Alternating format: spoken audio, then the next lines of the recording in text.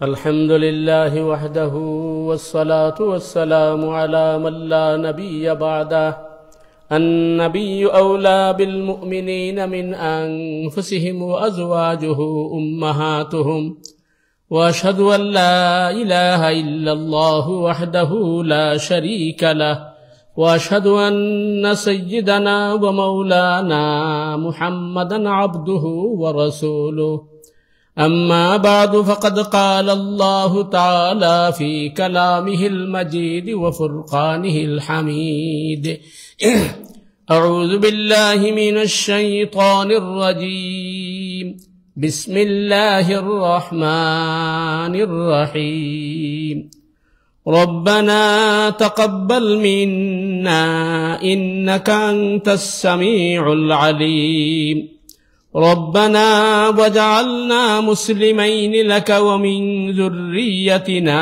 أمة مسلمة لك وأرنا مناسكنا وتب علينا إنك أنت التواب الرحيم ربنا وابعث فيهم رسولا منهم يتلو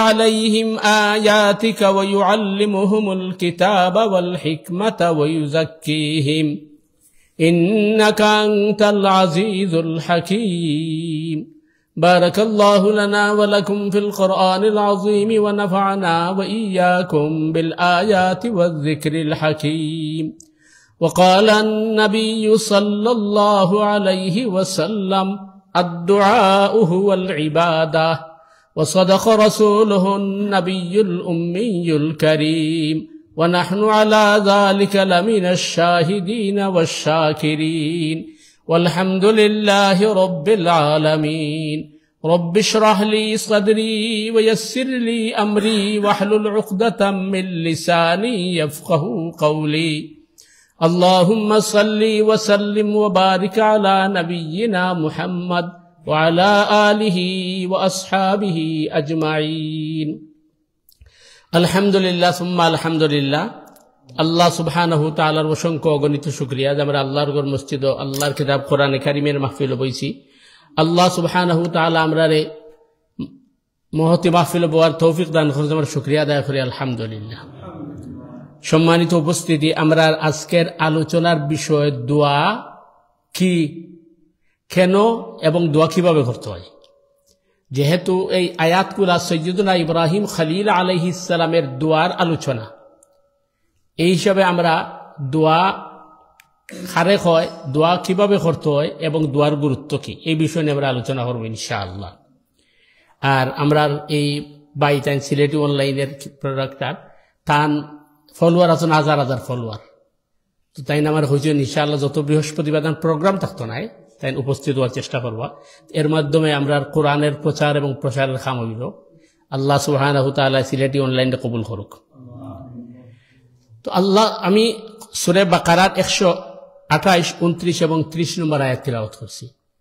সাইয়্যিদুনা ইব্রাহিম খলিল আলাইহিস সালাম এবং ইসমাঈল আলাইহিস সালাম বাইতুল্লাহরে যখন নির্মাণ শুরু করছেন, তখন পিতা এবং পুত্র দোয়া শুরু করছেন যে রব্বানা তাকাব্বাল মিন্না ইন্নাকা আনতাস সামিউল আলিম, যে হে আমরা রব, হে আমরা পালন কর্তা, হে আল্লাহ, তাকাব্বাল মিন্না, আমরা এই খাসটার আপনি কবুল করুন, আর আপনি মহাশ্রবণকারী এবং মহাজ্ঞানী। তো ইব্রাহিম আলাইহিস সালাম কিবলা তৈরি করা, এর চেয়ে গুরুত্বপূর্ণ খাস তো আর হইতে পারে না, কিন্তু সাহায্য চাইছেন আল্লাহর কাছে। এতে বোঝা যায় যে আমরা কোনো কিছু করার ক্ষমতা আমরা নাই যতক্ষণ আল্লাহ সুবহানাহু তাআলা আমরারে ক্ষমতা না দিবা।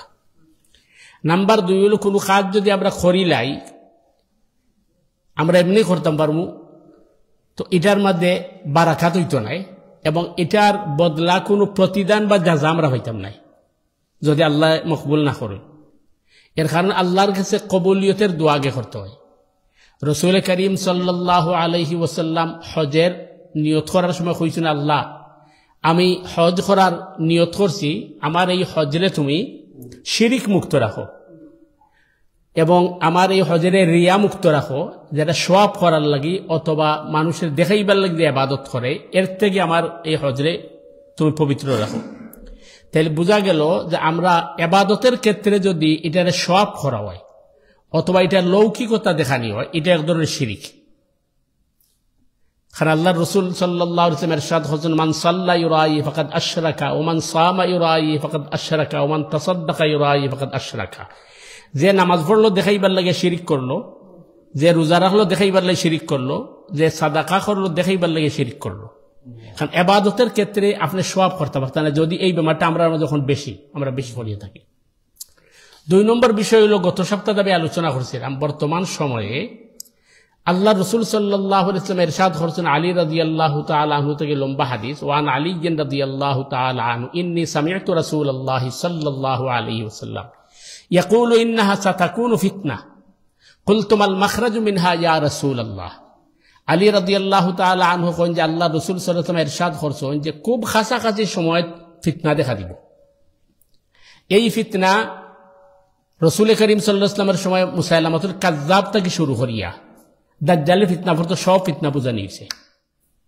যখন আল্লাহ রসুল কইছেন যে ফিতনা দেখা দিব, তো আলী রাদিয়াল্লাহু আনহু ইয়া রাসূলুল্লাহ এই ফিতনা থেকে বাঁচার পথ কোনটা?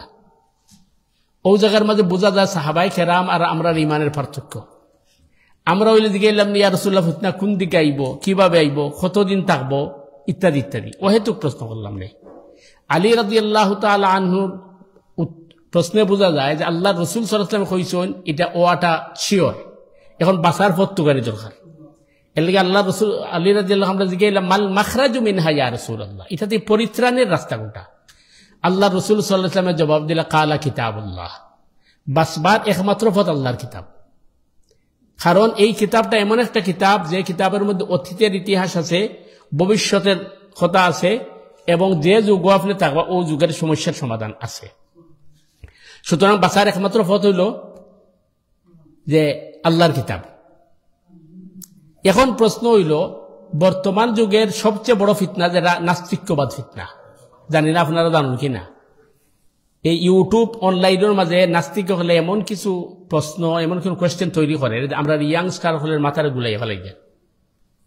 যেমন তারার একটা প্রশ্ন হইল যে আসলে আল্লাহ বলতে কেউ আছেন কিনা। আল্লাহ বলতে যদি কেউ থাকেন, তাহলে গাজার যে এই মানুষ মরে, আল্লাহ আবাবিল ফাটাই না কেন? 2 নম্বর দেখা যায় যে অনেক সময় মসজিদের অবমাননা করতে গিয়া মসজিদের মধ্যে পেশাব করে যায়, তোমরা আল্লাহ কই থাকেন? তো এই প্রশ্নগুলো হইল এটা আপনার বুকামি প্রশ্ন। তার কারণ যে গাজার মুসলমান মারা যার অথবা ফিলিস্তিনের মুসলিম অকলে অত্যাচারিত, আল্লাহ সুবহানাহু ওয়া তাআলা যদি আবাবিল ফাটাই দেন, তাহলে আমরা রে আল্লাহ দুনিয়াত ফাটাইছে গুড়ার গাছ কাটবার লাগেনি। বুঝাইতে পারছি নি? কারণ যখন আপনার রিজার্ভ বাহিনী আপনার কি থাকে না, সাধারণ বাহিনী থাকে না, তখন রিজার্ভ বাহিনী আয়। যখন আব্রাহা কাবার ধ্বংস করার লাগে আইছিল, তখন মক্কাত একজন ইমানদার আছিল না, যার কারণে আল্লাহ সুবহানাহু ওয়া তাআলা আবাবিলে ফাটাইছেন। আর এখন 200 কোটির উপরে মুসলমান, আরবের রাজা যে পরিমাণ খাদ্যরে তারা নষ্ট করে, শুধু ও খাদ্য দিলাইলেও কিন্তু সারা দুনিয়ার মানুষ বাঁচত। আর গাজার মানুষে আপনার রাস্তা থেকে আটা থুকাইয়া নিয়ে তারা যান বাঁচার। সুতরাং এই বিষয়গুলো হইল আমরা জিজ্ঞাসা নিব যে তোমরা তখন কয়েছিলাই। একইভাবে মসজিদে যদি কেউ অবমাননা করে, আল্লাহর টেকা পড়ছে না, আল্লাহ ইয়া তারে বাধা দিতা, ইনি মুসলমান খেল লাগে। 2 নম্বর প্রশ্ন হইল, আয়াতের শেষাংশে ইব্রাহিম আলাইহিস সালাম কইছেন, ইন্নাকা আনতাস সামিউল আলিম, নিশ্চয় আপনি মহাশ্রবণকারী এবং মহা জ্ঞানী। অর্থাৎ আল্লাহ সুবহানাহু ওয়া তাআলা সবগুলা শুনন, সবগুলা জানেন। এখন নাস্তিকের প্রশ্ন হইল যে তোমরা আল্লাহ যদি সব শুনেন, তাইলে বোঝা গেল আল্লাহর খান আছে। আল্লাহর যদি সবকিছু জানেন, তাইলে আল্লাহর ব্রেইন আছে। তো আল্লাহর যদি আত থাকে, ফাও থাকে এবং ব্রেইন থাকে, চোখ থাকে, তাইলে বিগ ব্যাংকের মাধ্যমে দুনিয়া ওপেন হয়েছে। এর আগে টাইম আসিল না, স্পেস আসিল না, তখন তোমরা আল্লাহ কয়েছিলা। আসল বিষয়টা হইল যে আল্লাহ সুবহানাহু ওয়া তাআলার আমরার মতো ফিজিক্যাল বডি নাই, এটা বোঝার বিষয়। আল্লাহর শোনা আর আমরার শোনা সমান নাই। আমরা শুনতে হইলে খান লাগে, আল্লাহর শুনতে হইলে খান লাগে না। আমরা নলেজ অর্জন করতে হইলে পড়তে হয় এবং ব্রেইন লাগে, আল্লাহ এগুলা থেকে পাক। এর লাগে আল্লাহ সুবহানাহু তাআলার একটা কোয়ালিটিজ নেম হলো আস-সামাদ। সামাদ শব্দের অর্থ হইল যে কোনো কিছুর মুখাপেক্ষী নাই, টাইমের মুখাপেক্ষী নাই, স্পেসের মুখাপেক্ষী নাই, সোনার লাগি খানের মুখাপেক্ষী নাই। এই জাতরে হয় আল্লাহ সুবহানাহু তাআলা। এখন প্রশ্ন হইল, তারার প্রশ্ন হইল যে আল্লাহ আসলে আসেননি, এক। নাম্বার 2 হইল মুহাম্মদুর রাসূলুল্লাহ সাল্লাল্লাহু আলাইহি ওয়াসাল্লাম আল্লাহর যে রসুল, এটা প্রথমে তাই জানলা কিভাবে? এরপরে তোমরা কিভাবে জানলা মুহাম্মদুর রাসূলুল্লাহ সাল্লাল্লাহু আলাইহি ওয়াসাল্লাম যে আল্লাহর রসুল? তো এই সব সমস্যার সমাধান একটা জায়গার মাঝে। এই সমাধানটা হইল যে কোরআন যে আল্লাহর কিতাব, এটার আমরা প্রুফ করতে হইব। কোরআনটা যদি আমরা আল্লাহর কিতাব প্রুফ করিলাই, তাইলে সব সমস্যার সমাধান হয়ে যায়। কারণ কোরআন আল্লাহ সুবহানাহু তাআলা প্রেরণ করছেন, আর কোরআনে কইছে মুহাম্মদুর রাসূলুল্লাহ সাল্লাল্লাহু আলাইহি ওয়াসাল্লাম আল্লাহর রসুল, সমস্যার সমাধান হয়ে যায়। তো কোরআনটা আল্লাহর কিতাব প্রুফ করতে গিয়া আপনি চেষ্টা করতে হইব যে সহজ ভাষা এটার প্রুফ করা। এর সহজ প্রুফ হইল যে ১৫০০ বছর আগে এই কোরআন আইছে, এই পর্যন্ত এই কোরআনের মধ্যে কেউ কোনো ভুল বাইর করতে পারছে না। এতেই বোঝা যায় এটা মানুষ রচিত কিতাব নাই। এর পরেও যদি কেউ কয় না আমি এটা মানি না, তখন তারে সহজ কথা, কোরআনে তোমার চ্যালেঞ্জ করছে, ফাআতু বিসূরাতিম মিন মিসলি, কোরআনের মতো একটা কোরআন অথবা একটা সূরা অথবা একটা আয়াত তুমি বানাই দেখো। কিয়ামত পর্যন্ত সময় দিলেও কেউ দ্বারা এটা সম্ভব নাই। তার কারণ আরবের মধ্যে তখনকার সময় যখন কোরআন অবতীর্ণ হয়েছে, তখন আরবের মধ্যে বড় বড় কবি হল আছিল এবং বড় বড় সাহিত্যিক আছিল যারা গদ্য লিখত, গদ্য রচনা করত। তো একদলে কবিতা রচনা করত, একদলে গদ্য রচনা করত। যখন কোরআন নাজিল হইছে তখন তারা মহাবিপদে পড়ে গেছে যে এটার কবিতার বুকও খাওয়া যায় না, আবার গদ্যর বুকও খাওয়া যায় না। এটার মাঝে এমন এক চ্যালেঞ্জ যে এটা আপনার সাহিত্য আছে, কবিতাও আছে, আবার এটার মধ্যে ভাষার অলংকার আছে। সুতরাং তারা বিপদে পড়ে গেছে, এটা মানুষের বানাইল কোনো গ্রন্থ নাই, যার কারণে আরবের কোনো পণ্ডিতে কিন্তু এই চ্যালেঞ্জ গ্রহণ করছে না, কারণ দেখছে তারা এটা আদৌ সম্ভবপর নয়। এটা আসলেই কিন্তু আল্লাহ সুবহানাহু তাআলার কাছে আইছে। কিন্তু তারা অন্য অভিযোগ করছে, আল্লাহর রসুল্লে মাআযাল্লাহ জাদুগির হইছে, অথবা আল্লাহর রসুল্লে পাগল ডাকছে না মাআযাল্লাহ, অথবা হইছে আল্লাহ রসুল অন্যখান থেকে শিক্ষাই এটা হয় ইত্যাদি ইত্যাদি। কিন্তু এর চ্যালেঞ্জ তারা গ্রহণ করতে পারছে না এবং এ পর্যন্ত কেউ পারছে না এবং কিয়ামত পর্যন্ত কেউ পারত নাই। বাংলাদেশও এক তথাকথিত মুফতি ইউটিউবের মাঝে এই জিনিসগুলো বেশি ছাড়ে ইসলামের বিরুদ্ধে, কোরআনের বিরুদ্ধে। আপনারা কইতে পারেন যে মুফতি আবার নাস্তিক হয় কেমনে? ইবলিস যদি নাস্তিক হইতে পারে যে মুফতি হওয়া তো কিছু নাই, কারণ ইবলিস তো বহুত বড় মুফতি আছে। এই মুফতি আমি গতকালকে দেখছি কোরআনও ভুল ধরছে যে সূরা তাহরিমের মধ্যে আল্লাহ সুবহানাহু তাআলা কইছেন আসা রব্বুকা, যে সম্ভবত তোমরার রবে তোমরার মাঝে ভ্রাতৃত্ব তৈরি করে দিবা।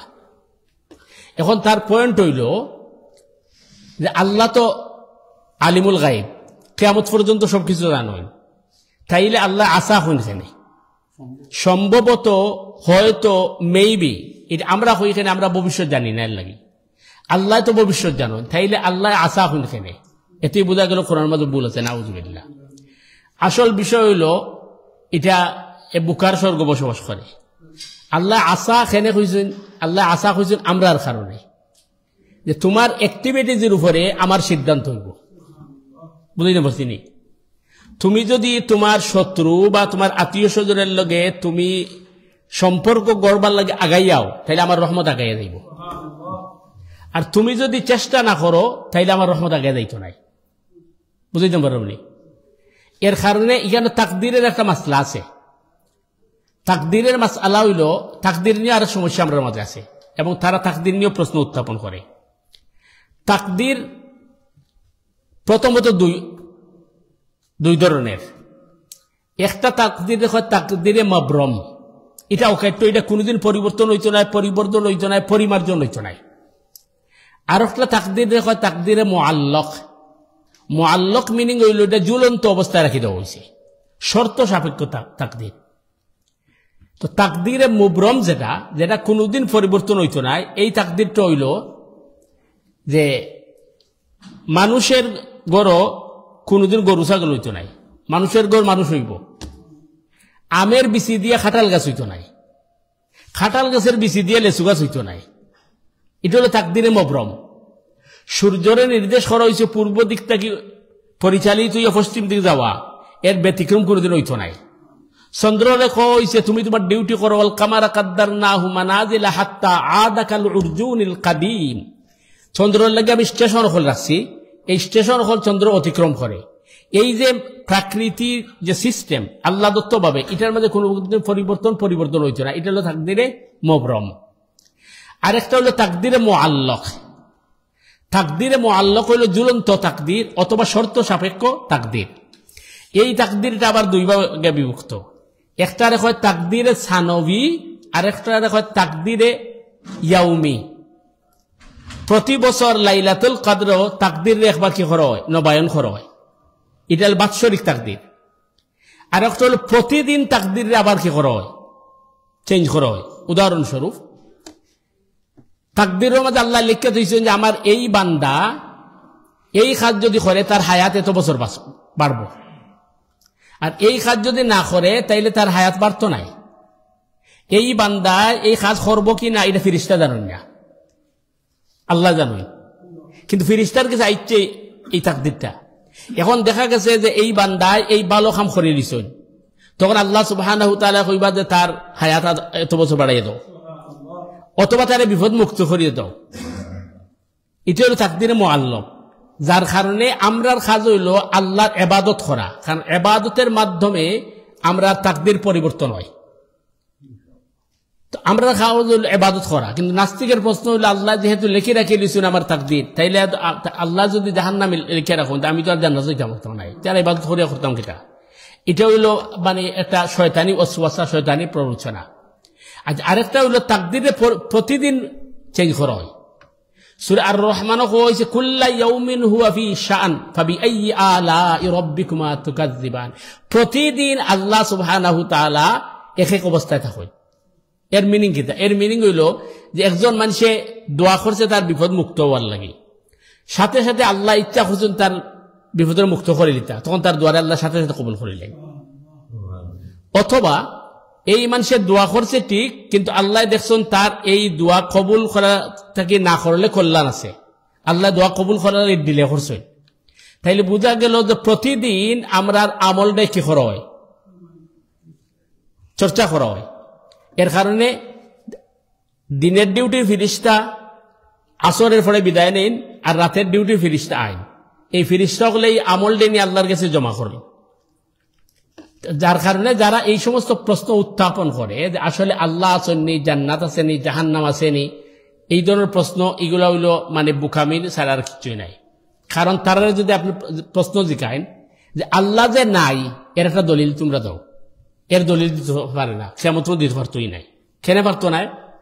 ঘটনা হইল সহজ আনসার। আপনি গড়ের ভিতর থেকে বাহির হয়ে আইছেন, আপনার ফ্রিজ খালি করিয়ে আইছেন, ফ্রিজের মাঝে কিচ্ছু নাই, গড় লক লাগাই আইছেন। এরপরে আপনি হঠাৎ গিয়ে ঢুকছেন, ঢুকিয়ে দেখুন যে আপনার ফ্রিজের মাঝে আপেল। তাইলে বোঝা যায় কেউ আপেল রাখছেন না, এটা তো এমনি তো পারে না, কেউ রাখছে। তো যদি কেউ রাখিয়া থাকে তাইলে বোঝা গেল একজন রাখনেওয়ালা আসেন। তাইলে এই বিশাল সৃষ্টি জগৎ যে সৃষ্টি হয়েছে তার পিছনে যদি একজন ক্রিয়েটার না থাকেন, যে এটা সৃষ্টি হয় কেমনি? এর কারণে সূরা আলে ইমরান হওয়া হয়েছে সৈয়দনা জাকারিয়া আলাইহিস সালামে মরিয়ম সিদ্দিকারে মসজিদুল আকসার ভিতরে রাখিয়া গেছে। কারণ যেহেতু মরিয়ম সিদ্দিকার তত্ত্বাবধান দেওয়া হয়েছে জাকারিয়া আলাইহিস সালামের আতো, তো জাকারিয়া আলাইহিস সালামে রুমের ভিতরে রাখিয়া বাহিরে লোক লাগাইয়া গেছেন। বাহিরে লোক লাগাইয়া যাওয়ার বাদে বেশ কিছু সময় বাদে জাকারিয়া আলাইহিস সালাম আইয়া ঢুকছেন এই মসজিদের ভিতরে। লোক করলে রুমে ঢুকার বাদে দেখুন যে মরিয়ম সিদ্দিকার সামনে আনসিজনান ফ্রুট। এখন তো জাকারিয়া আশ্চর্য হয়ে গেছে যে রুম তো বন্ধ আছে, কিন্তু কেউ ঢুকছে না, চাবি তো আমার গেছে, তাইলে ফ্রুটাই লুকাই থাকে। আর আইসে এই তো আইসে আনসিজনাল ফ্রুট আইসে। তো জাকারিয়া আলাইহিস সালাম জিজ্ঞাসা আন্না লাকি হাযা, তোমার সামনে এইগুলা কি বা কিভাবে আইলো? মরিয়ম সিদ্দিকা কইছেন কালাত হুয়া মিন ইনদিল্লাহ, এটা আমার আল্লাহর পক্ষ থেকে আইছে। এখন যখন কইছেন খালাত হুয়া মিন ইনদিল্লাহ, জাকারিয়া আলাইহিস সালামে কইন আমি তো জানি রিজিক আল্লাহ দেন, কিন্তু আল্লাহর তো দেওয়ার একটা সুন্নাহ বা পদ্ধতি আছে। আল্লাহ তো সাদ ফুল করিয়া দেন না। তোমার কাছে এটা লোক লাগাল রুমের মধ্যে আইলো কিভাবে? তখন মরিয়ম সিদ্দিকায় কইছেন ইন্নাল্লাহা ইয়ারযুকু মান ইয়াশাউ বিগাইরি হিসাব।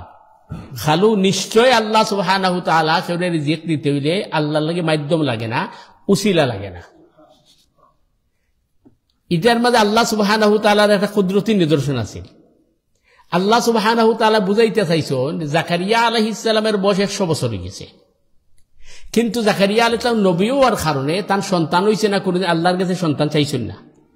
আল্লাহর ইচ্ছার উপরে রাজি, কিন্তু আল্লাহর ইচ্ছা হইল তুমি চাইলাও আমার কাছে সন্তান, আমি তোমার সন্তান দিব।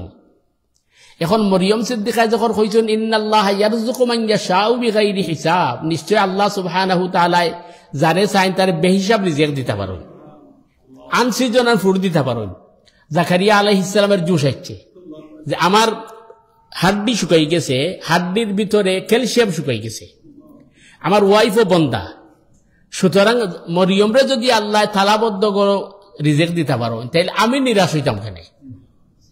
তো সাথে সাথে জাকারিয়া আলাইহিস সালাম নামাজে দাঁড়াই গেছেন আর কইছেন হুনালিকা দা জাকারিয়া রাব্বা ক্বালা রাব্বি হাবলি মিন লাদুনকা যুররিয়াতান তাইয়্যিবা ইন্নাকা সামিউদ দুআ। আল্লাহ এই মুহূর্তে জাকারিয়া কইছেন যে আল্লাহ আমারে তুমি একটা সন্তান দাও। তুমি যদি মরিয়মরে দিতে পারো দরজা বন্ধ ফ্রুট, তাইলে আমি নিরাশ কেনে, আমার একটা সন্তান দাও। আল্লাহ সুবহানাহু ওয়া তাআলা কইছেন আমি জাকারিয়ার দোয়ারে কবুল করলাম। যখন জাকারিয়া আলাইহিস সালামের দোয়া কবুল হইছে, এখন জাকারিয়া আলাইহিস সালামের হুশ দেখাইছে। এখন জাকারিয়া আলাইহিস সালাম আল্লাহ আমার সন্তান কিভাবে হইব? আমার বয়স 100 বছরের উপরে, হাড্ডির ক্যালসিয়াম পর্যন্ত শুকাই গেছে, আমার স্ত্রী বন্দা। তখন আল্লাহ সুবহানাহু ওয়া তাআলা কইলা যে আমি হইল কাদিরে মাতলক, মারিয়ামরে যেভাবে আনসি জানার ফুল দিতাম পারছি, তোমার ওলাখান আমি এই বয়সে সন্তান দিতাম পারব। পরে ইহইয়া আলাইহিস সালাম জন্মগ্রহণ করেন। এই যে ঘটনাগুলা কিন্তু প্রমাণ করে যে দুনিয়ার একজন ক্রিয়েটর আছেন আল্লাহ সুবহানাহু ওয়া তাআলা, বুঝাইতে পারেননি? কিন্তু ইনো তার আরেক প্রশ্ন যে আল্লাহ যদি থাকেন, আরবি ভাষা প্রচলন হয়েছে কয়েক হাজার বছর আগে, এর আগে আরবি ভাষা আছিল না, তাইলে আরবি ভাষার আগে তোমার আল্লাহর নাম কেতা আছে? এমন এক ক্রিটিক্যাল প্রশ্ন তারা আনে যে আমরা সন্তান হলের মাথার ঘুরে ফেলাই যায়। যে আরবি ভাষার আগে কোরআন আরবিতে নাজিল হইছে, নবীর ভাষা আরবি, আল্লাহ আরবিতে দিচ্ছে, আরো এই ভাষার আগে আল্লাহর নাম কিতা আছে? এগুলো হইল তার প্রশ্ন।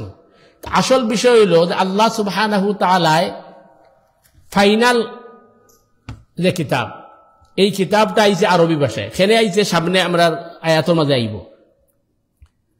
এই সমস্ত প্রশ্নের আনসার যদি আমরা তৈরি করতাম না পারি, তখন আমরা সন্তানগুলো তারা নষ্ট করে দিব। যার কারণে আমরা সন্তানগুলো এটা বুঝানি দরকার যে এই ফিতনাটা হইল ভয়াবহ ফিতনা, এবং এটা শয়তানি প্ররোচনা থেকে আর কিচ্ছু নাই। সৈয়দনা ইব্রাহিম খলিল আলাইহিস সালামে আল্লাহ সুবহানাহু ওয়া তাআলার কাছে দোয়া করার সময় কইছেন রব্বানা তাকাব্বাল মিন্না। ইনোর মাঝে আরেকটা জিনিস বোঝা দরকার, আমরা মাঝে আরেক বেমার আছে।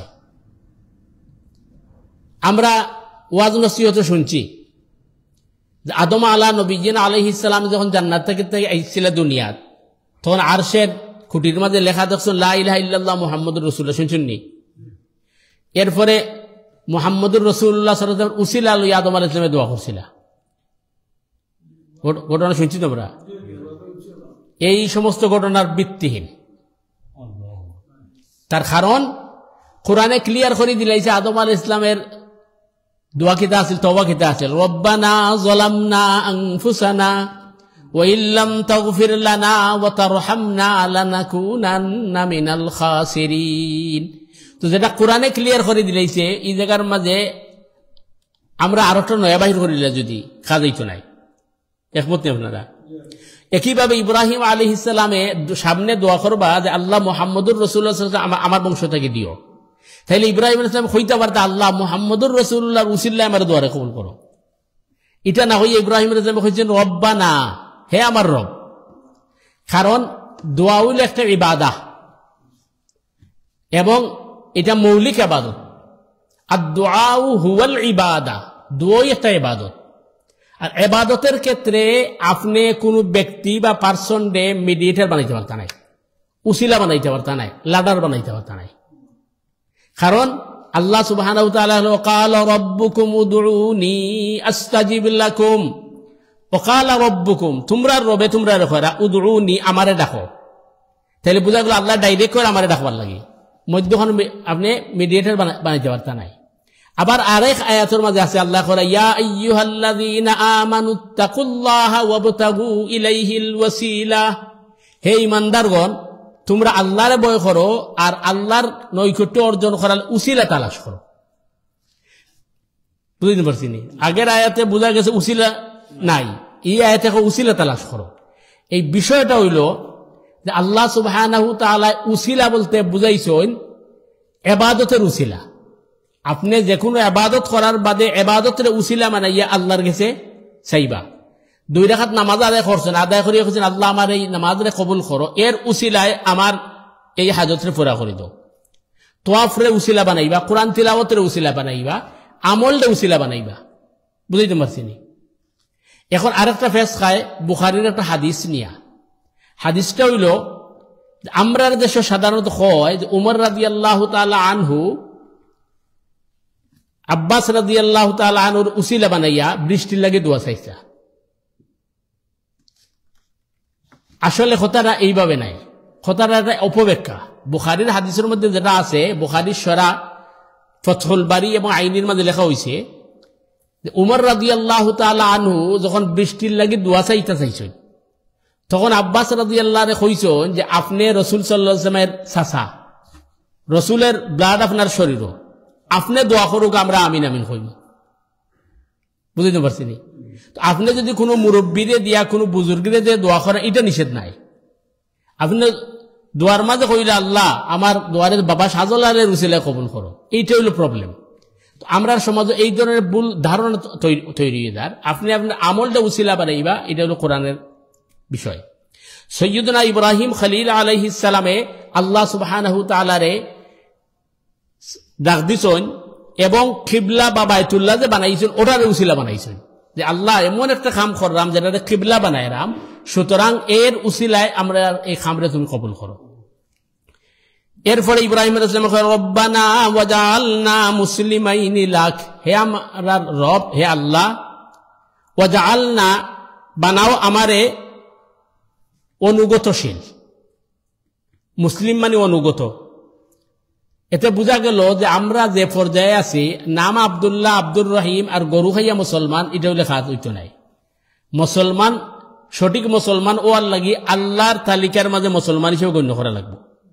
এরখানে ইব্রাহিম আলাইহিস সালাম কইছেন আল্লাহ আমি তো ইমানদার ঠিকই আছি, কিন্তু তুমি আগে কবুল করো। ওয়াজআলনা মুসলিমাইন লাক ওয়া মিন যুররিয়াতিনা উম্মাতাম মুসলিমাতান লাক, এবং আমার সন্তান সন্ততিদের মাঝে তুমি এই ধরনের একটি দল তৈরি করো যারা তোমার অনুগতশীল হইব। ওয়ারিনা মানাসিকানা ওয়া তুব আলাইনা ইন্নাকা আনতাত তাওয়াবুর রহিম। রব্বে করিম আমার হজের রীতিনীতি শিক্ষা দাও, কারণ ইবাদত করতে হইব আল্লাহর হুকুমে কি হয়, এবং এটি থাকতে হইব রসুলের তরিকায়, নিজের ইচ্ছা করলে হইতো নাই। এর কারণে ইব্রাহিম আলাইহিস সালাম কইছেন যে রব্বে করিম আমার হজের রীতিনীতি শিক্ষা দাও, আর আমার তওবারে তুমি কবুল করো। ইন্নাকা আনতাত তাওয়াবুর রহিম, নিশ্চয় তুমি তওবা কবুলকারী এবং তুমি দয়ালু মেহেরবান। হাদিসের মাঝে পাওয়া যায় সাইয়্যিদুনা ইব্রাহিম আলাইহিস সালামের কাবা কে করার বাদে, বিল্ড আপ করার বাদে জিবরিল আমিন আইছেন, আয়া ইব্রাহিম আলাইহিস সালামরে তোয়াফ শিক্ষা দিছেন, এবং তোয়াফ করার সময় জিবরিল আমিন ইব্রাহিম আলাইহিস সালামের কইছেন হজরে আসওয়াদের স্পর্শ করার লাগি, আর ফরের কর্নারের স্পর্শ করার লাগি, রুকনে ইয়ামনি ইরাকের স্পর্শ করার লাগি, রুকনে ইয়ামনির স্পর্শ করার লাগি। বিষয়টা বুঝুন জানো, তখন 60টা কর্নার আছিল। তো ইব্রাহিম আলাইহিস সালামের 4 কর্নার স্পর্শ করছেন, কিন্তু বর্তমান যখন আমরা হজ যাই আমরা লাগি কিন্তু 2টার স্পর্শ করা লাগে, হজরে আসওয়াদ, রুকনে ইয়ামনি। তার কারণ বাকি দুই কর্নার যে এই দুই কর্নার ইব্রাহিম আলাইহিস সালামের নির্মিত নাই। এটা কুরাইশে যখন বিল্ড আপ করছিল তখন হাতিমরে বাহিরে করে দিছে, এরপরে হাজ্জাজ ইবনে ইউসুফের দ্বারা তৈরি হয়েছে। যেহেতু বাকি দুই কর্নার ইব্রাহিম আলাইহিস সালামের হাতের নির্মিত নাই, এর কারণে এখন হজ বা উমরার লাগি উচিত হইল আপনার হজরে আসওয়াদও স্পর্শ করবা অথবা ইশারা দিবা, আর রুকনে ইয়ামানির আদ দিয়া রব্বানা আতিনা ফিদ দুনিয়া হাসানা ওয়া ফিল আখিরাতি হাসানা ওয়া কিনা আযাবান নার করবা। আর যদি কাবার দরজা বা চৌকাটো লাগাল পাওয়া যায় তাহলে দোয়া কবুলের হাদিস আইছে। আর বাকি কোন জায়গায় আর দোয়া এটা রাসূল সাল্লাল্লাহু আলাইহি ওয়াসাল্লাম থেকে প্রমাণিত নাই। তো জিবরিল আমিনে ইব্রাহিম আলাইহিস সালাম রে বাইতুল্লাহ 7 চক্কর দেওয়া হইছে। এর বাদে কইছেন যে মাকামে ইব্রাহিমের সামনে রেখে 2 রাকাত নামাজ আদায় করুন। মাকামে ইব্রাহিমের সামনে রেখে 2 রাকাত নামাজ আদায় করা এটা রাসূল করিম সাল্লাল্লাহু আলাইহি ওয়াসাল্লামের শরীয়ত থেকে শুরু হইছে। কিন্তু ইব্রাহিম আলাইহিস সালামে জিবরিল আমিনে কইছেন এই 2 রাকাত নামাজ আদায় করার লাগি। তো ইব্রাহিম আলাইহিস সালামের হজের রীতিনীতি শিক্ষা দেওয়ার আর পরে এটা আমরা ফলো করব। প্রথম প্রশ্ন হইল যে বায়তুল্লাহ 7 চক্কর এখানে দেওয়া হয়, আরো কম বেশি দিতে পারতো, 9 চক্কর দিলে তো আরো লাভ আছে, অথবা 5 চক্কর দিলে তো ঠিক আছে, অথবা 3 চক্কর, 7 চক্কর এখানে দেওয়া হয়। এটার কারণ হইল যে 7-এর মাঝে আমলের একটা গুরুত্ব আছে। যেমন সূরা ফাতিহার 7 আয়াত, বায়তুল্লাহর তওয়াফ 7টা। হাদিস আইছে যে বায়তুল্লাহর তওয়াফটা হইল ইব্রাহিম আলাইহিস সালামের শরীয়তের সালাহ। আমরা যেভাবে 5 ওয়াক্ত নামাজ পড়ি ইব্রাহিম আলাইহিস সালামের শরীয়ত এইভাবে আসিল না, তার শরীয়তের নামাজ আছিল বায়তুল্লাহর তওয়াফ। যার কারণে নামাজও যেভাবে ওযু ফরজ তওয়াফও ওযু ফরজ। নামাজও যদি ওযু ছুটি যায় আপনি নামাজরত অবস্থায় গিয়া ওযু করিয়া আইয়া আপনি কি করতে হইব, কারিয়ন করতে হইব। তওয়াফের মাঝে একই মাসআলা, বেশ কম শুধু অতটুকু যে নামাজের ভিতরে আপনি দুনিয়াবি কথাবার্তা হইতে পারতা নাই, আর তওয়াফের মাঝে প্রয়োজনীয় কথাবার্তা হওয়া যাইতেছে। এখন প্রয়োজনীয় কথাবার্তা কোনটা? প্রয়োজনীয় কথাবার্তা হইল মোবাইলে আপনার সেলফি দেওয়া, কিতা করেন না জি, ও সেলফিও দেয়, প্রেম প্রীতিও করে মোবাইল দিয়ে তওয়াফ করার সময়, নাউজুবিল্লাহ। প্রয়োজনীয় কথাবার্তা হইল ওটা যে আপনি আপনার আম্মার লইয়া গেছেন তওয়াফ করার, হঠাৎ রাত থেকে ছুটি গেছেন, তখন তো আপনার আম্মারে ডাক দিতে হইব যে আমি ও আছি, অথবা আপনি দেখছেন দূরই অন্য বাইরে হইলা ভাই আমার আম্মার একটু হেল্প করুকা, যেটা আপনার নিত্য প্রয়োজনীয়, এটা কথা হওয়া বৈধ। কিন্তু আমরা বৈধ শোনার বাদে এখন যা আছে সব করি, এগুলা কিন্তু মানে মারাত্মক অন্যায়। ইব্রাহিম আলাইহিস সালামে এই 7 তওয়াফ দেওয়ার কারণ হইল, আরেকটা কারণ হইল কোরআনে কারীমের মাঝে খোয়া হইছে আল্লাহ সুবহানাহু ওয়া তাআলা করা ওয়ালাকাদ খালাকনাল ইনসানা মিন সুলালাতিন মিন তিন সুম্মা জাআলনাহু নুতফাতান ফি ক্বারারিম মাকিন সুম্মা খালাকনান নুতফাতা আলাকা ফাখালাকনাল আলাকাতা মুদগা ফাখালাকনাল মুদগাতা ইযামান ফাকাসাউনাল ইযামা লাহমা সুম্মা আনশা'নাহু খালকান আখার ফাতাবারাকাল্লাহু আহসানুল খালিকিন। নিশ্চয় আমি মানুষে 7 স্তরে পরিপূর্ণতা দিছি।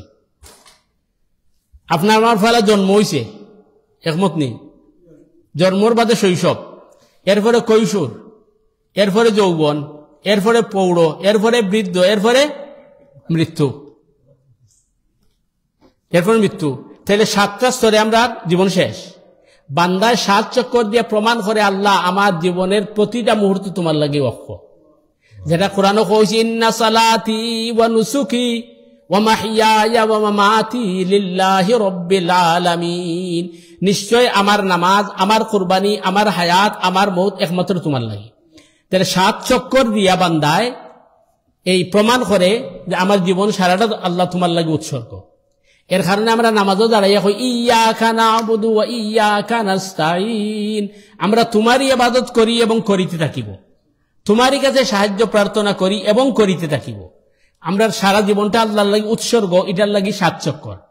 এই তওয়াফ শেষ করার বাদে ইব্রাহিম আলাইহিস সালামের জিবরিল আমিনে লইয়া গেছেন সাফা মারওয়াত।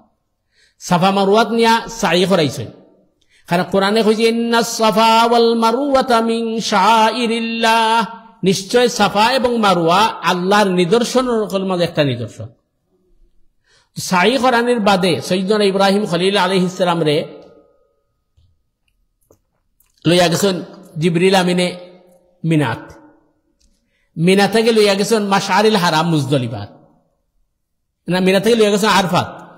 আরফাত নেওয়ার বাদে ইব্রাহিম আলাইহিস সালাম রে জিগাইছেন জিবরিল আমিনে, আর রাফতা আপনি বুঝছেন নি, অর্থাৎ হজের রীতি নিজেরা শিক্ষা দিলাম, এটা আপনি বুঝছেন নি, আন্ডারস্ট্যান্ড করছেন নি। ইব্রাহিম আলাইহিস সালাম কইছেন আর রাফতো, আমি বুঝছি, এর কারণে ময়দানের নাম আরফা। যদি আমরা কাছে অন্য বর্ণনা আইছে আদম আর হাওয়া এই জায়গা কি হয়েছিল, এইগুলো দুর্বল হাদিস, কিন্তু আসল ঘটনা হইল হজের সারা প্যাকেজ শেষ করার বাদে ইব্রাহিম আলাইহিস সালাম রে জিগাইছেন জিবরিল আমিনে আর রাফতা, আপনি বুঝছেন নি।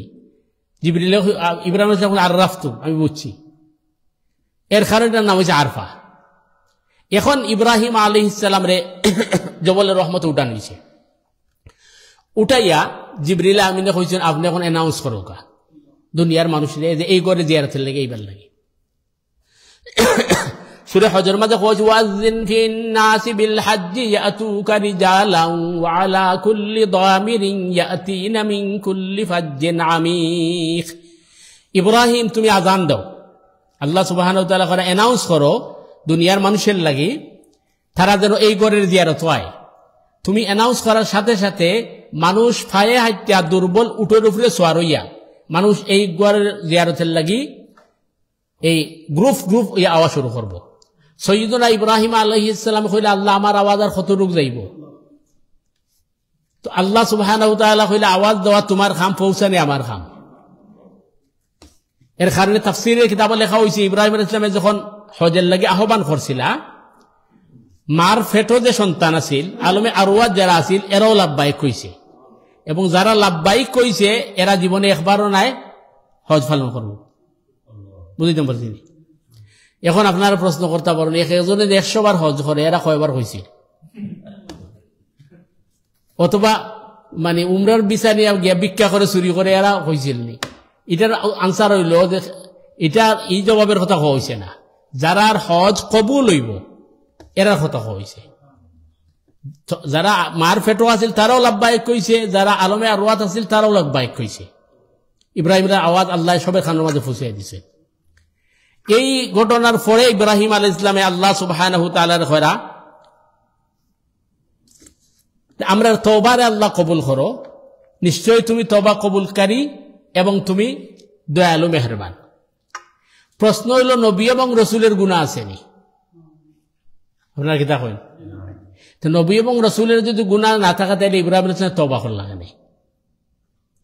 আসল বিষয় হইল তওবা শুধু গুনার লাগে নাই, তওবা হইল আপনি যত বেশি বিনয় হইবা এই মানুষ তত ছোট হয়। একমত নেই আপনার আমার লগে? যেমন উদাহরণস্বরূপ আপনি যদি রাস্তা দিয়ে চলেন আর আপনার সামনে যদি কোনো মানুষ থাকে, তো স্বভাবত নিয়ম হইলে আপনি কইটাই কথা যে ভাই আমার রাস্তা দাও, ওটা তো নানি। কিন্তু দেখা যায় মানে ইলা না কই আপনি করে এক্সকিউজ মি মানে কি আমার ক্ষমা করুন, আপনি অপরাধ কিতা করলা। এটা হইল সভ্যতার পরিচয়, এটা ভদ্রতার পরিচয়, নিজের ছোট করা। আর নবী এবং রসুল যেহেতু মানুষের মাঝে সবচেয়ে ভদ্র সবচেয়ে বিনয়ী, যার কারণে তারা আল্লাহর সামনে তারা আরো ছোট করছে, এর কারণে কইছেন আল্লাহ আমারে মাফ করো, কিন্তু আসলে গুনার কারণে নাই। 2 নম্বর বিষয় হইল যে ইস্তেগফার বা তওবা এটা গুনাহও মাফ করে এবং এটা মানুষের দরজারে বুলন্দ করে, বিপদ আপদরে সরায়। এর লাগি জিকিরের মাঝে সবচেয়ে পাওয়ারফুল জিকির হইল ইস্তেগফার। যত বেশি ইস্তেগফার করবা আল্লাহর অত নৈকট্য অর্জন করতে পারবা। এলে উচিত হইল যে আল্লাহ সুবহানাহু ওয়া তাআলার কাছে বেশি বেশি ইস্তেগফার করা। আর নবী রাসূল সকলের তওবা বলতে সাধারণত তারা উম্মতের লাগি তওবা করছেন, যেমন আল্লাহ রসুল সম্পর্কে হওয়া হয়েছে ওয়াস্তাগফির লাহুম, আপনি তারার লাগি তওবা করুন। উম্মতের পক্ষ থেকে নবী রাসূলে তওবা করছেন। নবী রাসূলের গুনাহ নাই, ভুল এক জিনিস, গুনাহ আরেক জিনিস। মানুষ হিসাবে ভুল হইতে পারে, কিন্তু তারা গুনাহ থেকে পবিত্র।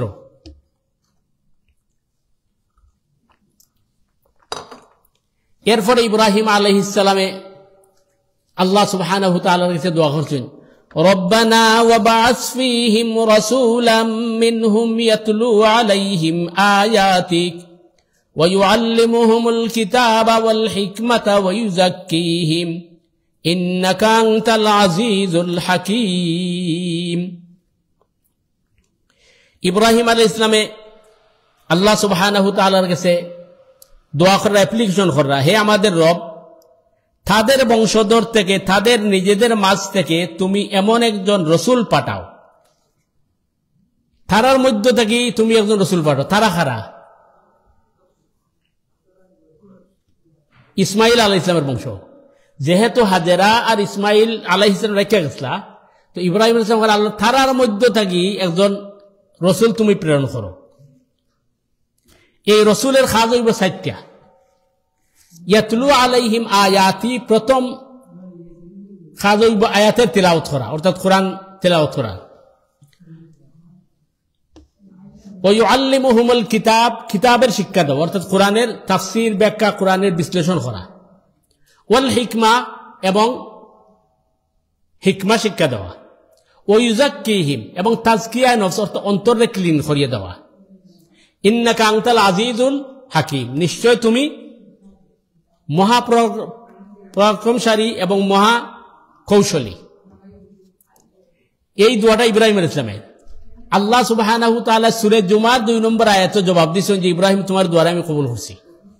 আল্লাহ সুবহানাহু ওয়া তাআলা করা হুয়াল্লাযী বাসা ফিল উম্মিয়িনা রাসূলাম মিনহুম ইয়াতলু আলাইহিম আয়াতিহি ওয়া ইউযাক্কিহিম ওয়া ইউআল্লিমুহুমুল কিতাবা ওয়াল হিকমাহ ওয়া ইন কানু মিন ক্বাবলু লাফি দালালিম মুবিন। এই ইব্রাহিম আলাইহিস সালামের দোয়ার মাঝে কইছেন যে আল্লাহ তারার মধ্যে থেকে একজন রসুল পাঠাও, যে রসুলের প্রথম দায়িত্ব আয়াতের তিলাওয়াত করা, দ্বিতীয় দায়িত্ব হইব কিতাব শিক্ষা দেওয়া। আল্লাহ সুবহানাহু ওয়া তাআলা করা আমি আমার পক্ষ থেকে উম্মিয়কলের মাঝে একজন উম্মি নবী প্রেরণ করছি, যার প্রথম দায়িত্ব হইব আয়াত তিলাওয়াত করা, দ্বিতীয় দায়িত্ব হইব অন্তরে ক্লিন করা। তাই ইব্রাহিম আলাইহিস সালামের শব্দরে আল্লাহ চেঞ্জ করে দিলেছেন। ইব্রাহিম আলাইহিস সালামের 2 নম্বরও হইছিল কিতাব শিক্ষা দেওয়া, আর আল্লাহ 2 নম্বর আনছে তাজকিয়া নফস। এটা দিয়ে বোঝানো হয়েছে যে দোয়া যখন আমরা করমু, দোয়া কোনটা আমরা লাগি বালা, কোনটা কল্যাণকর, এটা আমরা জানি না, আল্লাহ বালা জানেন। যার কারণে আল্লাহ বুঝাইছেন যে ইব্রাহিম আয়াতের তিলাওয়াত করার বাদে কিতাবের ইলম দেওয়া এটা সঠিক নাই।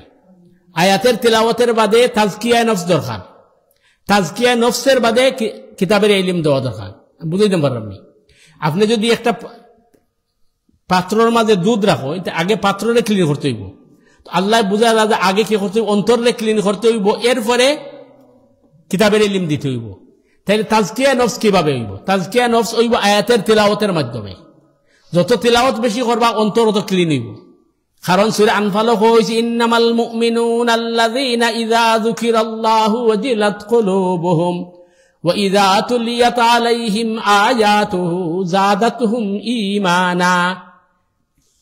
বান্দা বান্দে যখন কোরআন তিলাওয়াত করে তখন তার ঈমান বাড়তে থাকে। তার ঈমান যখন বাড়বে অন্তর ক্লিন হইব।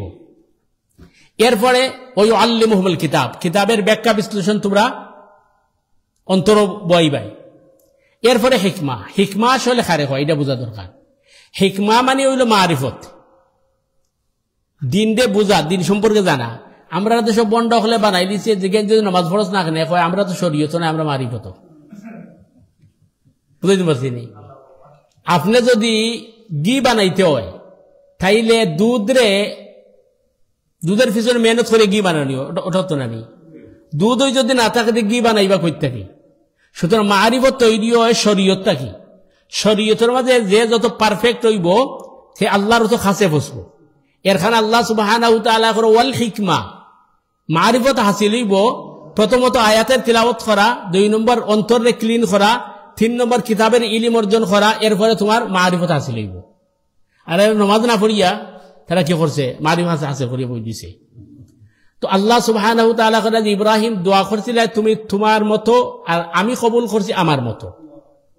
এই জন্য দোয়া কবুলের সবচেয়ে বড় জিনিস হইল যে আপনি আল্লাহ সুবহানাহু ওয়া তাআলার কাছে এই আবদার রাখা যে আল্লাহ এই যে দোয়া আমি চাইছি এটা আমার লাগি যদি কল্যাণকর হয় তাহলে আল্লাহ তুমি আমার দান করো। আর কল্যাণকর যদি না হয় তাহলে তোমার ইলমের মাঝে যেটা কল্যাণকর তাকে ওটা আমার দান করো। এর পরের যে বিষয়টা হইল যে আমি আরম্ভ করেছিলাম আগে আলোচনা যারা নাস্তিক হলে তার আর একটা প্রশ্ন হইল যে আল্লাহ যদি থাকুন তাহলে যত মানুষ মারা গেছে কোন মানুষ তো ফিরিয়ে আইছে না। মানুষ ফিরিয়ে আইছে না এর মিনিং হইল যে মানুষ মাটি হয়ে গেছে, তাহলে হাসর নাসর বলতে কিচ্ছু নাই, এটা তারার দাবি। আচ্ছা, মানুষ এনে ফিরিয়ে আইল না, এটা বোঝার বিষয়। খবর থাকে যে মানুষ ফিরিয়ে আইতো, তাহলে ওইল না কোনটা জানান নেই। একদলে হতো আই আমরা হইল না বলে হুজুর হলে যা ওয়াজ করছেন সব বোয়া, আমি ঘুমাইছিলাম, ঘুম থেকে উঠতে আসছি। আর একদলে আইয়া হইল না ভাই ফিরিস্তা হলে যে ফিটা দিস ওখান থেকে সোজা হয়ে যাও। তাইলে পরীক্ষার হল থেকে যদি কেউ বাহির হয়ে যায় তাইলে তো প্রশ্নপত্র ফাঁস করে নিব, দুনিয়া পরীক্ষার হল, এখানে খবর থাকি ফিরিয়ে আওয়ার সুযোগ নাই। কিন্তু মৃত্যুর পরে কিছু মানুষ আইছে, আওয়ার বাদে এরা কিন্তু প্রশ্নপত্র ফাঁস করতে পারছে না। উদাহরণস্বরূপ আমি আপনার দলিল দেই, বানি ইসরায়েলের যুবকে সম্পদের লোভে তার চাচারে মারি দিছে, শুনছিলেন আপনারা? মারি আরো জায়গাত নিয়ে লাশ ফালাই দিছে, যেটা বাংলাদেশও আপনার এই বাপ বেয়ার খেতে দেওরে মিল্লা উপকর্ম করিয়া মেয়েরে মারিয়া মসজিদ লাশ হয়ে যাচ্ছে, বান্দিলাম ইমামরের মুয়াজ্জিন রে, এটা শুনছেন আপনারা ও কিছুদিন আগে। তো এরা করছে কি সম্পদের লোভে বাতি যায় চাচারে মারিয়া, আর পরে নিয়ে এইটা কি করেছে এই অন্য বস্তিত ফলে রেখেছে। আর তার ধারণা হলো দুইটা, যে চাচা তো মরছিলা না লেগে মারছি সম্পত্তি পাইমু, আর এখন ও বস্তির মানুষের আসামি বানাইয়া এর আগে ডবল ফসা আনবো। এখন যখন পুরা মাইরের উপক্রম হয়েছে তখন কিছু জ্ঞানীগুণী মানুষ যারা আছেন এরা কইছেন যে জগরাজাটি করিয়া লাভ নাই, আমরা গেছে তো আল্লাহর রসুল মুসা আছেন, মুসা আলাইহিস সালামের কাছে যাই সমাধান চাই। তো তারা মুসা আলাইহিস সালামের কাছে আইয়া কইছে আল্লাহর নবী মুসা একটা হত্যাকাণ্ড হইছে, এটা রহস্য উদ্ঘাটন করা যান না। তো মুসা আলাইহিস সালামে আল্লাহ সুবহানাহু ওয়া তাআলা কইছেন যে আল্লাহ এই মৃত ব্যক্তির রহস্য উদ্ঘাটন কিভাবে করা যায়? আল্লাহ সুবহানাহু ওয়া তাআলা কইছেন ইন্নাল্লাহ ইয়া'মুরুকুম আন তাযবাহু বাকারা, তারা নিশ্চয় তারা একটা গরু জবাই করুক, আর এটা জবাই করার বাদে ও গরুর বডি দিয়া মৃত ব্যক্তির শরীর আঘাত করলে মৃত ব্যক্তি জীবিত হইব, জীবিত হইয়া হইব তারে খেয়ে মারছে। তো মুসা আলাইহিস সালামে কইলে আল্লাহ আমার জানাইছেন যে কইছেন একটা গাবি জবাই করবার লাগে। আচ্ছা, তারা লাগে উচিত আছিল না গাবি জবাই করা? মুসা আলাইহিস সালাম যখন এই কথা কইছেন তারা তখন কইছে যে মুসা তুমি আমরা লগে তামাশা করনি, কারণ মৃত ব্যক্তির লগে গাবির সম্পর্ক কিটা। মুসা আলাইহিস সালামের জবাবে কইছেন যে আমি তো সাধারণ মানুষ না, আমি আল্লাহর রসুল, আমি তোমরা লোক তামাশা করবো কেমনি? তখন তারা বুঝছে যে মুসা আলাইহিস সালাম তো একশনও গেছেন কি, এখন হয়তো গাবির বয়স কত হইব, রং খিতে হইব, কালার খিতে হইব, এটা আপনার ঘটনা জানেন বুঝলাম বা, যেটা এখন মানে ইসরায়েল তারা রেড হাইফার আনছে ও হৌ গাবি, তার প্রশ্ন হইল। এখন এই ব্যক্তি শেষ পর্যন্ত গাবি জবাই করিয়া যখন এই ব্যক্তির শরীরে আঘাত করা হয়েছে, এই ব্যক্তি জীবিত হয়েছে, জীবিত হইয়া কইছে যে আমার বাতি যায় সম্পদের লেগে আমারে হত্যা করছে। এরপরে ব্যক্তি আবার মারা গেছে, তাইলে মানে মৃত্যুর পরের খবর আর পাওয়া গেছে না, যতটুক দরকার আছে ততটুক সাক্ষী দিয়া এই ব্যক্তি আবার মারা গেছে, বুঝাইতে পারছি? তাইলে নকল পাওয়া গেছে না, প্রশ্নপত্র ফাঁস হয়েছে না।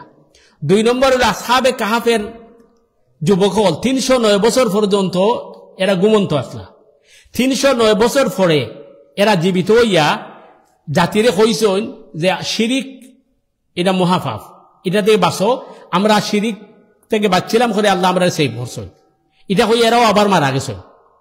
উজাইর আলাইহিস সালাম 100 বছর মৃত আসলা, 100 বছর বাদে উজাইর আলাইহিস সালামের জীবিত করা হয়েছে। তখন উজাইর আলাইহিস সালাম বানি ইসরায়েলের বস্তিত গেছেন, কিন্তু বাকি মেসেজ তো আমার কাছে আইছে না। তো আসলে মৃত ব্যক্তি কবর থাকি না আওয়া এর দলিল এটা নাই যে আল্লাহ নাই, কারণ মেইন ফ্যাক্টরটা হইল কোনটা? ফ্যাক্টরটা হইল যদি কেউ যারে দেখি না তারে আমরা বিশ্বাস করি না।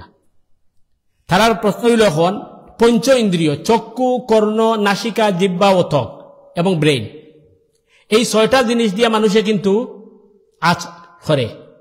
অন্ধ মানুষের যদি আপনি চৌকে দেখে না, তার ওয়ালের মধ্যে যদি আপনি দেন আর দেখ হইতে পারবো এটা ওয়াল, ঠিক আছে নি? আচ্ছা, অনেক প্রাণী আছে শুঙ্গাইয়া খায়, আমরাও শুঙ্গাইলে হইতাম ভালো না বাদ। তাইলে এই 5টা 6টা জিনিস দিয়া মানুষে আজ করে, এই 5টা 6টা জিনিসে যেটারে কাজ করতে পারে না, তারা কয় এটা আমরা বিশ্বাস করি না। যেহেতু আল্লাহরে আমরা দেখি না, আল্লাহরে দেখা সম্ভব নাই, এবং এই 6টা জিনিসে কাজ করতে পারে না, তাইলে আমরা বিশ্বাস করি না। তখন তারে আপনি জবাব দিতে হইব যে আল্লাহরে দেখবার লাগি তুমি আরশও যাওয়া লাগতো নাই, আল্লাহ করে যে তুমি তোমারে দেখিলাও। ওয়াফি আনফুসিকুম আফালা তুবসিরুন, বান্দা তুমি তোমারে নিয়ে গবেষণা করো, তোমার ভিতরে আমার অস্তিত্ব পাইবাই। কারণ আমরা বডির ভিতরে রূহ নামক একটা জিনিস আছে নি, এটা কোন জায়গার থাকে, এটার কালার কিতা, এটার সাইজ কিতা, আজ পর্যন্ত সাইন্টিস্ট না তার বাপেও বাইর করতে পারছে না। তো আমার বডি যদি রূহ ছাড়া চলে না, তাইলে বোঝা গেল সৃষ্টি জগতের একটা রূহ আছে, ও রূহ নাম আল্লাহ। বুঝাইতে পারছি নি? তাইলে জবাব আমরা গেছে আছে, ও তোমার ভিতরে তুমি আল্লাহর অস্তিত্বের খুঁজিয়া পাইবাই। বর্তমান সময়ে আপনারা দেখছেন যে মানে বিজ্ঞান এত ডেভেলপ হয়েছে যে আপনার রোগ ব্লক হয়ে গেছে, অথবা আপনি হার্ট অ্যাটাক করছেন, তখন তারা সার্জারি করিয়া ফাউতাকি রোগ নিয়া আপনাকে করিয়া বাইপাস করিয়া এটা রফিট করে দিলাই। এখন এই যে বাইপাস করতে হইলে মিনিমাম 7 থেকে 8 ঘন্টা সময় লাগে।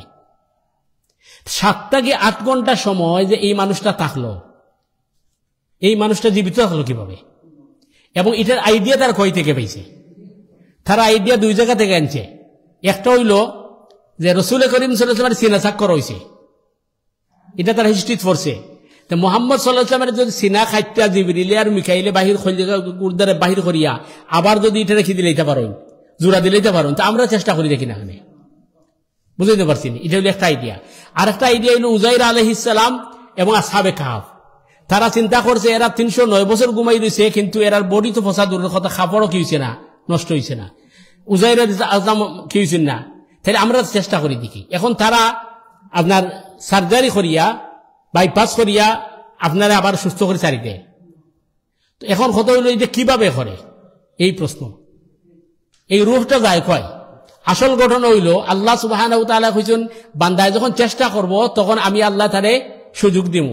আল্লাহু ইয়াতাওয়াফাল আনফুসা হিনা মাউতিহা ওয়াল্লাতী লাম তামুত ফি মানামিহা ফায়ুমসিকুল্লাতী কাদা আলাইহাল মাউতা ওয়া ইউরসিলুল উখরা ইলা আজালিম মুসাম্মা।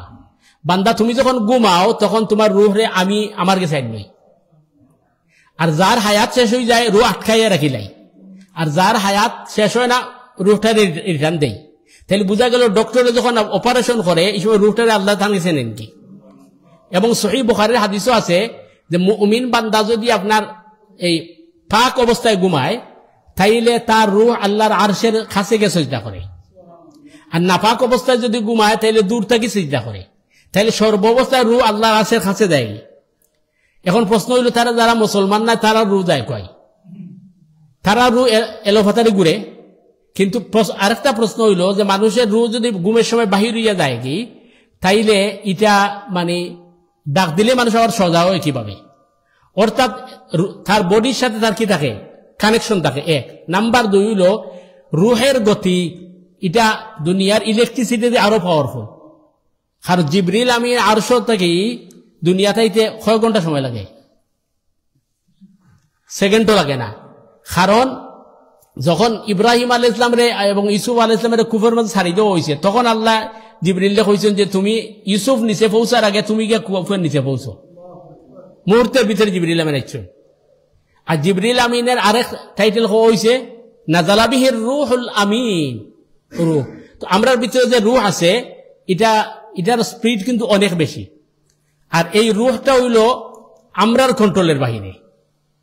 আপনি মানুষ মারা গেলে অপারেশন করে আল্লাহ হায়াত দিয়েছেন রাখতে পারবা, কিন্তু মানুষের মৌত আপনি কি করতে পারতা নাই, বন্ধ করতে পারতা নাই। এর কারণে কোরআনে কইছে খালাকাল মাউতা ওয়াল হায়াতা লিয়াবলুয়াকুম আইয়ুকুম আহসানু আমালা। আমি হায়াত এবং মৌতের সৃষ্টি করছি যাতে তোমরা পরীক্ষা করা যায়। সুতরাং এই নাস্তিক হলের যত প্রশ্ন আছে সব প্রশ্নের আনসার কিন্তু আছে, আমরা খুঁজে বাহির করতে হইব। এবং তারা নতুন নতুন এই প্রশ্নগুলো উত্থাপন করে। তারার এখন দাবি হইল যে তারার দিকে যদি মানুষ আইসে কয়ে দিয়ে সিম্পাঞ্জিন থাকি দলিল হইল যে মানুষের ডিএনএ আর চিম্পাঞ্জির ডিএনএর মধ্যে 80% মিলে যায়। যেটা প্রথমে ডারউইন হয়েছিল মানুষ বান্দর থেকে আইছে, কারণ আল্লাহ সুবহানাহু ওয়া তাআলা কইছেন যে তোমরা আল্লাহর সৃষ্টি জগতের লইয়া গবেষণা করো। তো আল্লাহর সৃষ্টি জগতের লইয়া যখন আপনি গবেষণা করবা আপনার ঈমান বাড়বো, যদি ঈমান থাকে। আপনার একমত নেই বললো, আপনি একটা ফ্রুট মুখে দেওয়ার লগে লগে আপনার ব্রেইনে কথা কইব যে এটা আল্লাহ ছাড়া কেউ বানাইতে পারছে না। ঈমান না থাকলে ডারউইনের মতো বেচারা জঙ্গলও গেছে গিয়া দেখছে বানরের চেয়ে আমরা মুরব্বী হলে লাহান লাগে, হাসা নাই নি? মুরব্বী হওয়ার বাদে মানুষ এলাকান কি হয়ে যায় বানর, কখন হে মনে করছে আমার দাদা মনে আসলা বানর, এখন কয় আসলো চিম্পাঞ্জি। এর কারণে আল্লাহ কইছেন উলাইকা কাল আনআম বাল হুম আদাল, যারা কোরআন মানে না, ঈমান আনে না, আল্লাহরে বিশ্বাস করে না, এরা পশু নয়, পশুর চেয়ে আরো বত্তর। তার কারণ হইল আপনি মোবাইল দিয়ে একজনের সাথে একজনে কথা কইতে পারবা, ঠিক না নি? ফেস টু ফেস মারতে পারবা মোবাইল দিয়া, কিন্তু আপনার কোনো পশু থাকে যদি, এ কিন্তু আপনার মোবাইল রিসিভ করতে পারতো নাই। কিন্তু বর্তমানে আপনি এটা করতে পারবা, আপনি প্রজেক্টর দিয়ে অন্য বইয়ে দেখতে পারবা, এটা ভিন্ন জিনিস, কিন্তু পশু মোবাইল রিসিভ করতে পারতো নাই। তো আল্লাহ সুবহানাহু ওয়া তাআলা আমরা কিন্তু গুড়িয়ে যদি আপনি চিন্তা করুন, এই যে কয় যে আল্লাহর এখানে দেখি না, আল্লাহর এখানে চিনি না, আমরা কিন্তু আল্লাহর দৃষ্টিতে একটা রোবট, জানেন আপনারা? বর্তমান বিজ্ঞানে যারা রোবট বানাইছে, আল্লাহ আমরা একটা রোবট বানাইছে, কিন্তু কিছু ফ্রিডম আমরা দিছে। আর এই ফ্রিডম দেওয়ার কারণে এখন আদিতে আল্লাহ আদ দিলাই গিয়া। এর কারণে কোরআন নিয়ে গবেষণা করতে হইব, কোরআন নিয়ে আলোচনা করতে হইব, এবং কোরআন মানুষের কাছে প্রচার করতে হইব। সব প্রশ্নের সমাধান কোরআনে দিছে, কিন্তু আমরা দুর্ভাগ্য হইলে আমরা কোরআন নিয়ে আলোচনা করি না, কোরআন নিয়ে গবেষণা করি না। বক্তারে ওয়াজও দিলে দেখবা কিচ্ছা কাহিনী হইয়া, দুনিয়ার পশ্চিম প্রান্ত থেকে পূর্ব প্রান্ত পর্যন্ত কিচ্ছা কাহিনী হইয়া, এরপরে সুবহানাল্লাহ ফরাইতে বলে মানুষ খান দিতেছে, এরপরে আমরা সুতারের দিকে এলাম, ওয়াজ খুব সুন্দর হয়েছে, বলে কিতা শিখছেন, কয় বুলি দিছি। আচ্ছা 3 ঘন্টা ওয়াজ শোনার বাদে তুমি খালি শুরু লইয়া আর বুলি লাও, তাহলে তুমি আর ওয়াজ শূন্যই লাভ কি, আর এই বক্তার ওয়াজ করে লাভ কি? তো আল্লাহ সুবহানাহু ওয়া তাআলা আমরা বুঝার তৌফিক দান করুকা, এবং আল্লাহ সুবহানাহু ওয়া তাআলা আমরা কবুল করুকা। আপনারা প্রশ্ন থাকলে হোকা। জি, জাযাকুমুল্লাহ।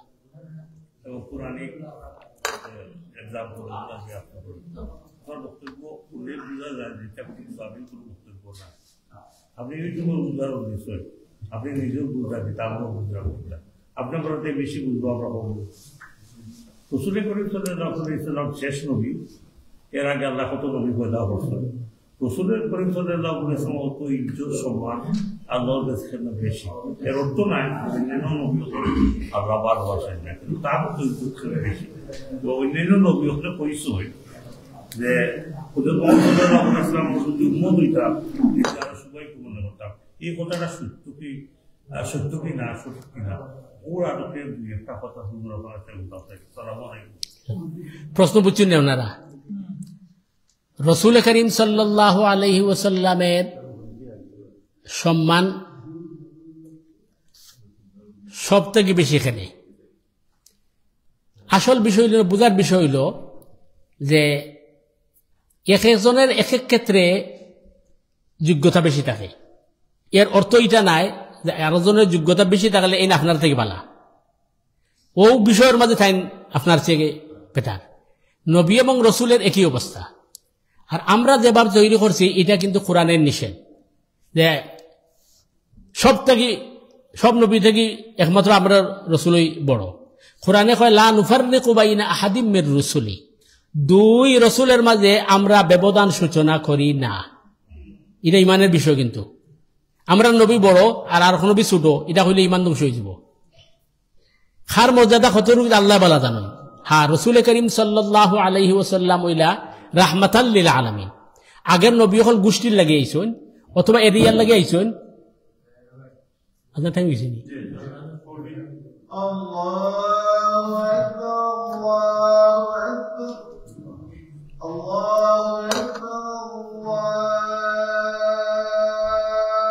আল্লাহু আকবার। আশহাদু আল লা ইলাহা ইল্লাল্লাহ,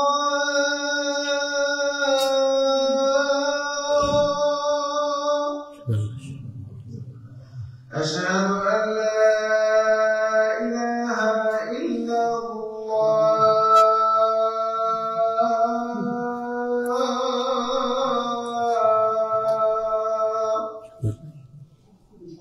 أشهد أن محمدا رسول الله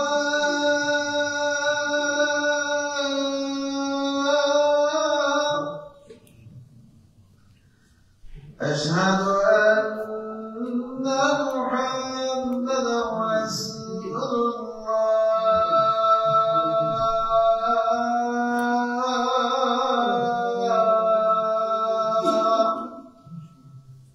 حي على الصلاة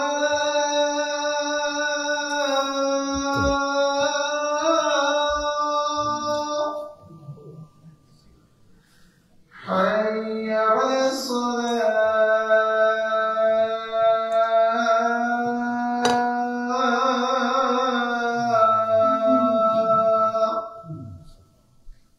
حي على الفلاح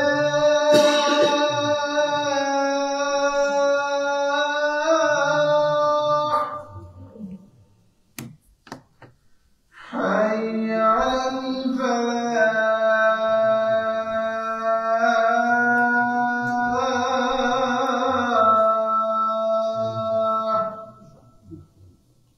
الله أكبر الله أكبر لا إله إلا الله